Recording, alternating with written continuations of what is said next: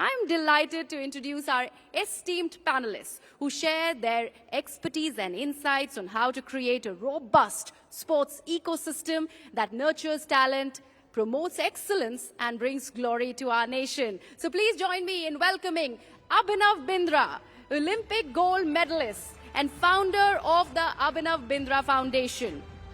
Deepti Bopaya, CEO, Go Sports Foundation, and Aparna Popat, two-time Olympian, Arjuna Awardee and co-founder All Is Well app. Let's dive into the discussion on sprinting towards Viksit Bharat, building an evolved sports ecosystem. They are in conversation with Shireen Bhan. Welcome, ladies and gentlemen. Shireen, over to you.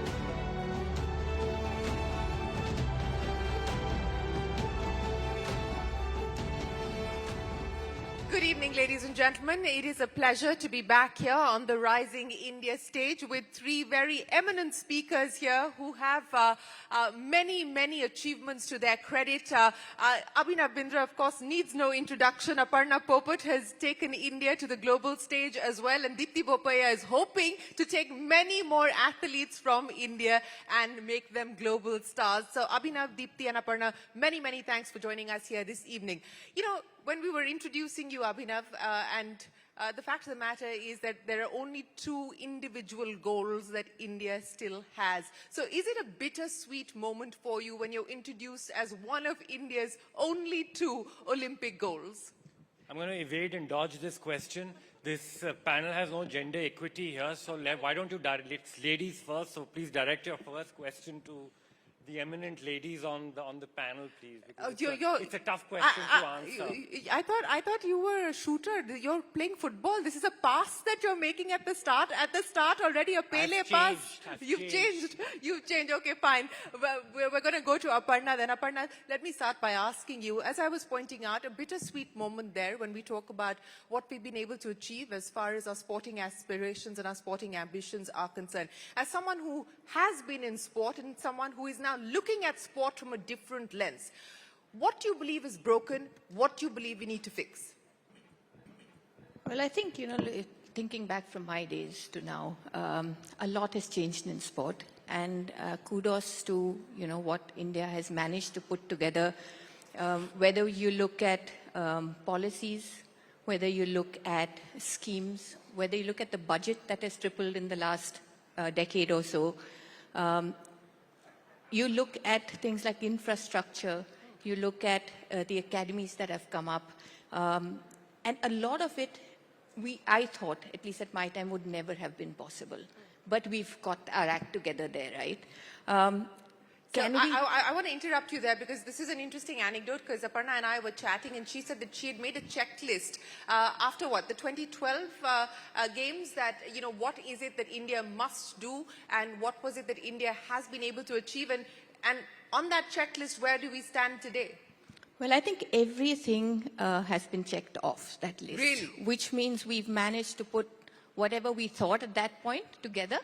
So I think we're right there with the macro sort of view of sport. We've put in the big bricks in place, and I feel now is the time to look at more micro. And if we do that, I'm sure, since now we have a sort of a structure and an understanding of sport, and there are a lot of great minds that have come together to put this together, right? With, of course, support from the government and, corporates and the CSR activities that are happening. I think we just need to get the micro pieces in order, and we will be able to shine. So I'll get to what the micro fixes are that you believe we need to prioritize. But Deepti, I want to talk to you.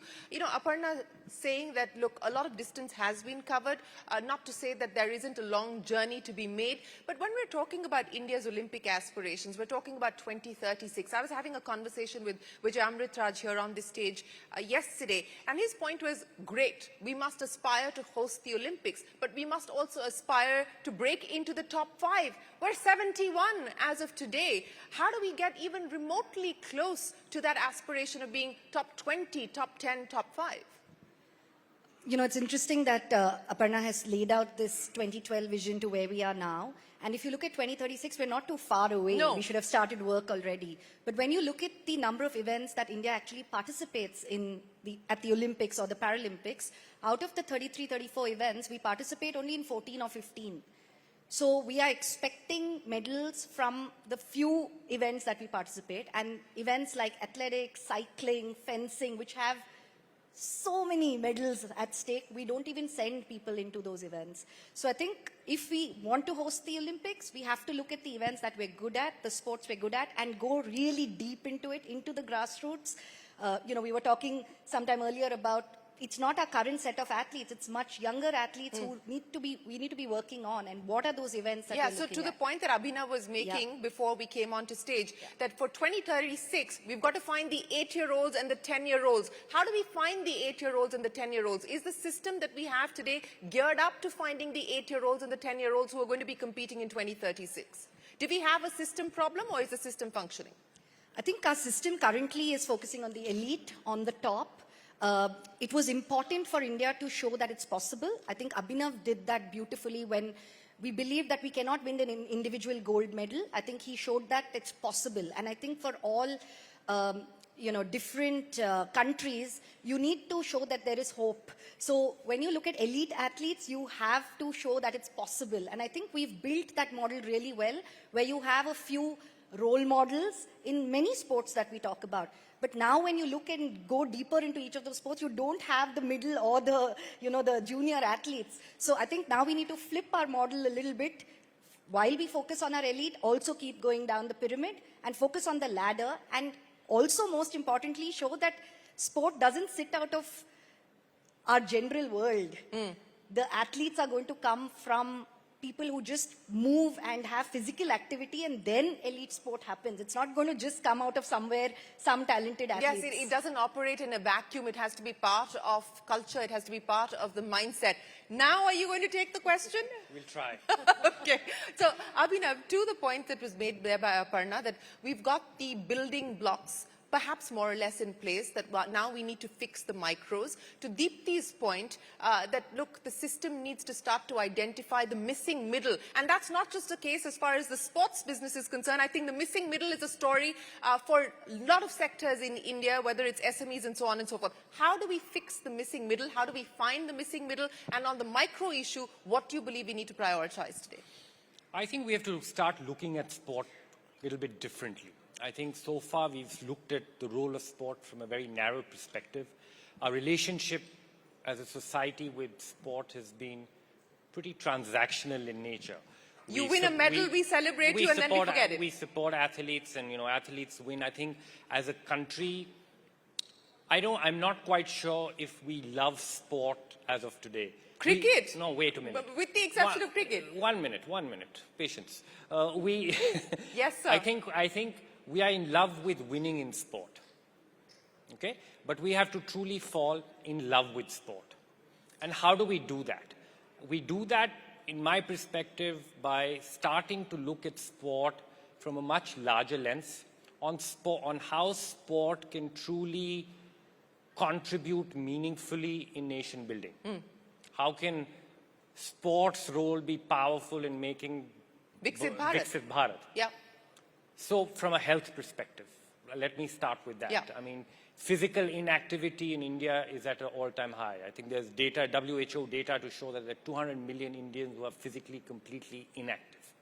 So physical inactivity has to be, it's the role of sport to alleviate that and to get young India just simply moving, to make India a healthier country, not just physically, but also mentally. And the role that sport can truly play to make our society healthy is a massive role to play. The health of the nation has a direct impact on the economy of this country. We are aspiring to be a global workforce. If we are not a healthy workforce, productivity levels are going to be severely affected. No, and the out-of-pocket expenses. Indians spend money on healthcare. It's out-of-pocket expense. Physical inactivity is already giving a massive rise to non-communicable diseases.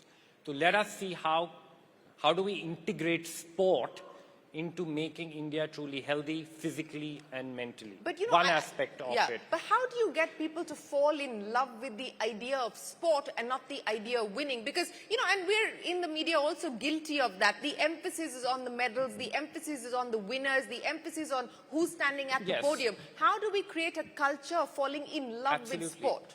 We have to mainstream policy in sport across the board. So I started with health. Education. I think the role of sport in education is massive to build a culture of sport. But also, education is a space which is going to be disrupted massively in the years to come. Artificial intelligence is going to play a massive role, already starting to play. But what AI will never be able to do is imbibe values in young people. Yeah. What is the role of sport? What young people learn on the field of play? It gives the most valuable life lessons that will be needed for Indians to thrive and be successful in different aspects of life. So the role of sport in education is massive. So policy in education, sport has to be mainstream. We are in a stage in this country where there's massive work happening on urban development and infrastructure development across the country. How do we integrate community level sports development in that aspect? So mainstream sport in that. Women's empowerment, the role of women in sport. Sport can play a massive role in making girls more confident. Yes. Data shows, when girls play sport, when they are physically active, they're just more confident. And that is going to help not just make athletes, but just very successful women. So sport has to be mainstream. And when that starts to happen, I really feel that there will be much, much more momentum across the board in sport. So far, sport has developed in India in kind of silos. Silos, yeah. And it is a complicated, to be very honest, it is a complex subject. Sport is also a state subject. Yeah. So a lot of grassroots sport development really depends on the role what states play and the respective states play in that. But when we start to really look at sport from all these aspects, we will increase the playing population of this country. Yeah. We do say that we are a 1.4 billion population, but do we really know what is the playing population of this country? We need more people to just embrace sport, not to win in sport, but just to purely enjoy sport, to become healthier, to become happier, and to imbibe those wonderful values that sport brings. And when that starts to happen, I truly believe the medals will become a byproduct of this whole thing. Absolutely. That will become the natural outcome if we do embrace sport in all its glory. And as you talked about, we'll talk about the values program that the Olympics, and you've brought that to India in just a second. But Aparna, I know you believe that, like Abhinav, that sport is a metaphor for life. To take this point forward about, as a culture, as a society, as an economy, as a country, embracing sport, let's now address the micros. What are the micro-level interventions that are required today to enable this embracing of sport? Yeah, I think just to take off from what Abhinav said, right, the culture of sport. And I believe that what is a culture of sport? What is a sporting culture, right? It's how we view and how we engage with sport. And while a lot of people understand that sport is good for you, and I believe there are two things that we need to get right if we want people to actually get into a sporting culture. One is the experiences they have in sport. Yeah. So now I want to come into sport, I'm really interested, but when I come in, things are not as per, the ground's not good, or there's no coach available, or there's no... So while I want to, but I don't have the access and I don't have a good experience, I'm not going to stick with it because there are plenty of other options that I have to, put my time into. Fair enough. And the second thing is how you dominate the sport. And that is the high performance part of it. When we see champions, from India, there's a certain kind of motivation and there's a certain kind of energy that you feel towards sport, which makes you or draws you to sport. And I think both are equally important to put into place. Speaking of the micros, and I'll speak of the high performance part of it, Now, we look at high performance, when you talk about a high performance athlete, it's a journey from the age of 8 or 10 that you start off, and you probably play the Olympics, when you're 18 or 20 or 22. And there's a pathway that you have to follow, and there are different blocks in that pathway. And those blocks have to be strengthened and become world class. Because if you take a very talented 10-year-old or 12-year-old and you put them into the system, but when they reach 16, when the sports science is not available to them, when the funding to go and play tournaments is not available to them, all your effort of those 6-8 years is gone to waste. Yeah. Right? So now that we know that we have an athletes, now we have an infrastructure, can we get deeper into it? Can we bring in more expertise? Can we fix these blocks so that not only will we have a pathway for these athletes, we'll also be not sorting only for talent, we'll be sorting for the system as well. And what that will also do is actually give us roadmaps that today, if we have played, say, the 2024 Olympics, I have a roadmap for the potential of 2028 when they go in, that they have some learnings to carry through. Right. So it translates, and you actually make better use of funding will always be limited. Just because we're such a big country, there's so many sports that we have to play catch up on.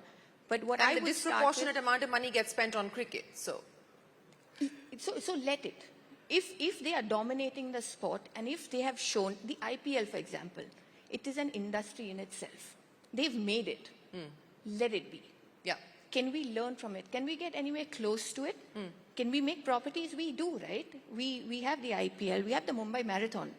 They've just completed the 20th year of the Mumbai Marathon. Can we do it? Yes, we can do it. We need the continuity. We need to build that legacy. And for starters, I think the sports that we are good at, like Deepti mentioned, and she's absolutely right, we don't participate in all the Olympic sports. So you can't expect our medal tally to, multiple. Yeah. But the sports like shooting, sports like wrestling, where we're traditionally very strong, we should be dominating those. We should be dominating those. Yeah. So at least fix those, guarantee your, double-digit number medals. And as we do that, simultaneously go and, build for more. Yeah, Abhinav, you wanted to come in. Just to expand on Aparna's point, I think she made a very important point. You'll have to hold the microphone up. On the experience young people have with sport. And there I would like to talk about their first experience of sport normally happens in a school, and the role of PE teachers in schools. Unfortunately, the PE teacher in our school system, unfortunately, in the hierarchy of a school system, the PE teacher is really at the lowest ebb. Just compare that, go to the United States, which dominates the Olympic medal tally, number one probably. Who's the most popular person in a school there or in a college there? The PE sports teacher. Yeah.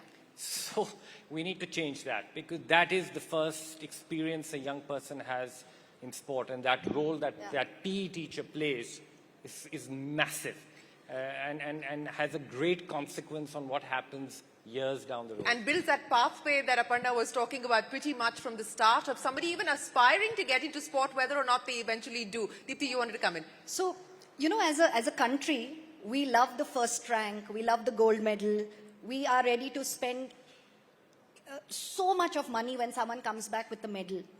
But if we were to put even 5 to 10% of that money, that as brands and as people who want to promote sport, put it into the training and development of athletes, and I'm not saying to become champions only, but even to, for all the reasons that we've just discussed, I think it's a shift in the mindset.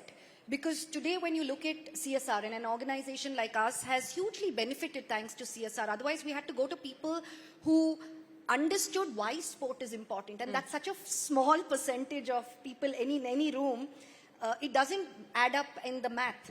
But when you talk about women, when you talk about inclusion, when you talk about disability, and you tie it into your larger sustainable goals, and we've been talking about it over yesterday and today about Rising Bharat. Yeah.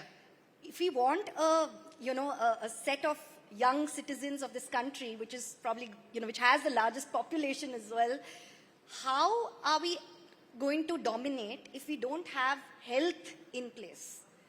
And if we can put it into that structure, I think there's so much that can happen. And the other point that we brought about high performance, right? When you look at a UK model, when you look at a US model, an Australia model, those models have worked because there's a culture of sport. And they have very clearly bifurcated community sport and high performance sport. And there are separate professional teams actually running these things. But in India, we're looking at everything together. Yes, the Target Olympic Podium Scheme is a great example of what we've been able to do and support. Nowhere else in the world it happens where you actually support your top talent. But what happens to the entire ladder? I think building that ladder out with keeping health as the main goal is going to be critical. You know, one of the other things I want to talk to Aparna and Abhinav, and I want an athlete's perspective on this as well. You know, since we're talking about building out this culture and this ecosystem that encourages sport, etc., what about on the administration side? Because, you know, we've got umpteen examples of where the administration has faltered, where the administration has let down sport in many ways. How do we fix that? What can we do? Is it a question of more specialists? Is it a question of capital? Is it a question of independence? How do we fix administration?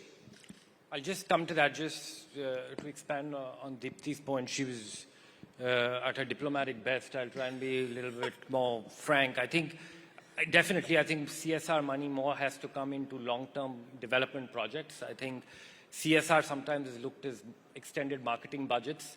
And I think that mindset also needs to change, because that is the only way to really develop the country in many different ways. And we've already talked about how the role of sport can be to develop education, to develop the health of that country. And I really hope that, you know, corporates really look at that long-term play in mind and not just look at it as a marketing thing, because, you know, supporting... So is it still being seen largely from the marketing lens?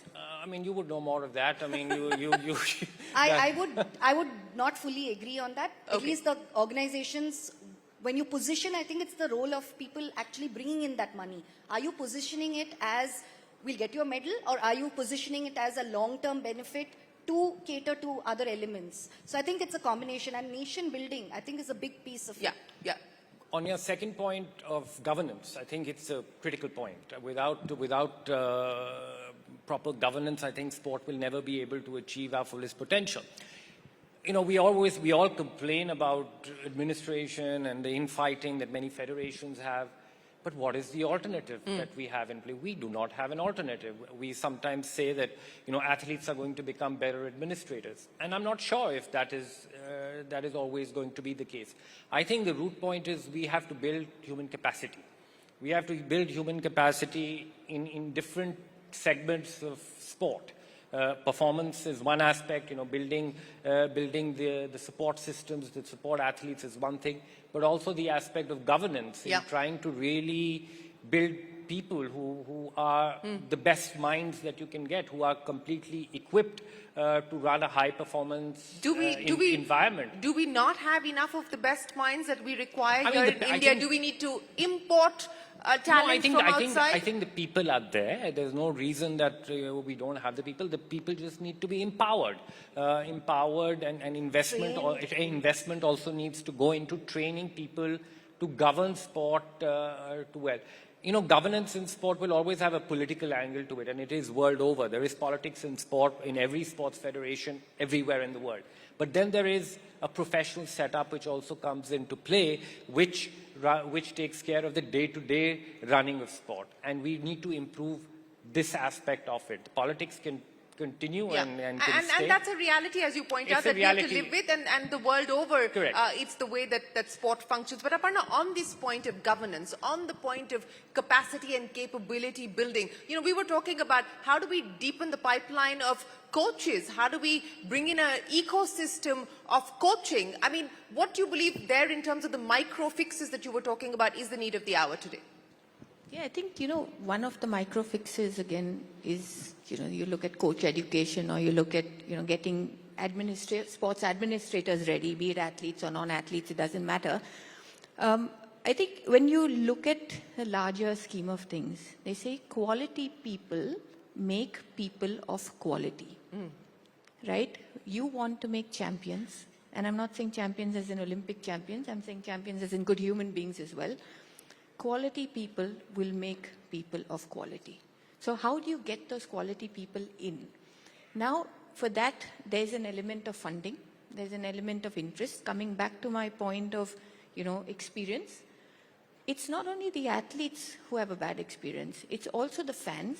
It's also the sponsors. And governance sometimes plays a part there, Yeah. right? So when you're actually sorting and fixing the micro fixes, you need quality. Look, aspirations and goals don't bring you success. It's high standards that bring you success. Yeah. So unless we set our standards so high, and I'll just give you a small example from UK, in fact. So in 1996, Great Britain was number 36 in the Olympic medal tally. Come 2003, they got a high performance director for cycling. Agreed, they have cycling is their sport. And now he came in and he put in this concept of aggregation of marginal gains. Basically saying that we'll make it 1% better in every portion of, our training. 1%, right? What translated then was in 2008, they got 60% of the gold medals at the Olympics. In, 4 years later, Yeah. they had 7 world records. So just you need that 1% One of quality, you need high standards Absolutely. across the board. Across the board to make not just a marginal difference, but a significant impact, as you were pointing out. I'm going to end by asking each one of you, what was the moment that made you fall in love with sport, Aparna? I think watching the Asian Games on TV as a 4-year-old. Watching the Asian Games on TV, what was the moment for you? I think for me it was watching Steffi Graf win that Grand Slam, been a fan of tennis, and Abhinav's gold medal, I think. And Abhinav's gold medal. What was the moment for you, Abhinav Bindra? I'm still in the process of falling in love. Falling in love with sport. Abhinav Bindra, Deepti Bopaya, and Aparna Popat, many thanks for joining us here on the Rising Bharat Summit and taking us through what you believe India needs to focus on to truly embrace a culture of sporting and become a sporting nation as well, along with its aspiration of being an economic powerhouse. Appreciate you joining us here this evening. Thank you very much, ladies and gentlemen. Big round of applause.